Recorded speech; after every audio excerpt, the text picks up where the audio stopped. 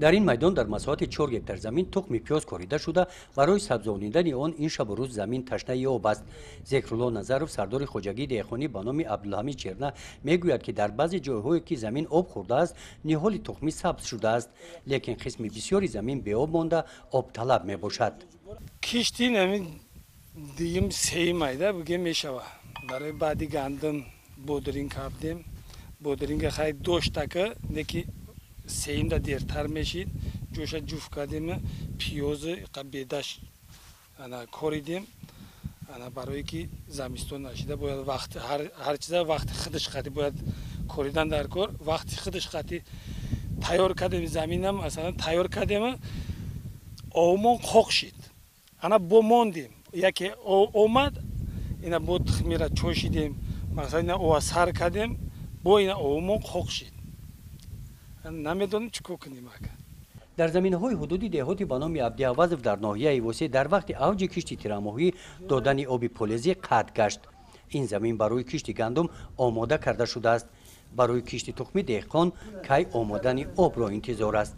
فلز کرده بودیم فلزمون گرفتیم بر وقتر گندم کنیم گفتیم انا گندم هم چی را گرفتیم جفتش کردیم توریش کردیم زمینه 10,000 سوم را از خود کردیم و آنوازی آوردیم تخمی را مقصد کشتی تیرماهی را کردنی بودیم که آومان خوک شد وزی نصیب باشه محتاج که آوی همی آو بشوه انشالله کشتی تیرماهی را با پیش میبریم. چند روز شد آو نیست؟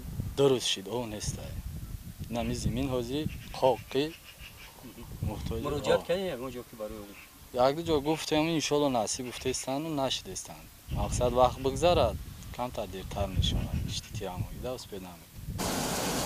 این زمین ها با واسطه کانال ارپدوگلدی آبیاری میگردند. از این کانال طبق اطلاع کارمندان مؤسسه دولتی اداره آبیاری و بهداشت زمین 900 گکتار زمین ها آبیاری کرده میشوند.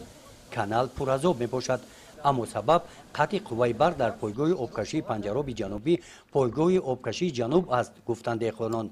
در پایگاه پنجراب نوبدار به ما گفت که قوه برق را در پایگاه آبکشی با سپارش کولاب قطع نمودند.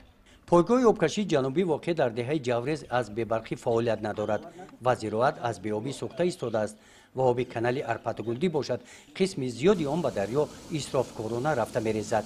پخته دا باید اگه هوزی چیش کاش شونهش بسیارتر او طلبه او مونده است ببینم دیگه پخته خطیه چی داره مثلا ریشه داره چی داره یک چی عمل میکنه نیک تخمی نوکاره پخته را استانوف کردم او ایستیلا کردیم پختم نیم کولا موندگی از موندگی نیم کولا موندگی از این اساس این تخمی را زمین نم کردن در کار او در کار در چنین وضعیتی به عمل آمده دهقانان یگانه امیدشان به آن است که مقامات دخلدار وضعیت به عمل آمده را به اینابت گرفته در حل مشکلات پیش آمده به آنها کمک رسانند.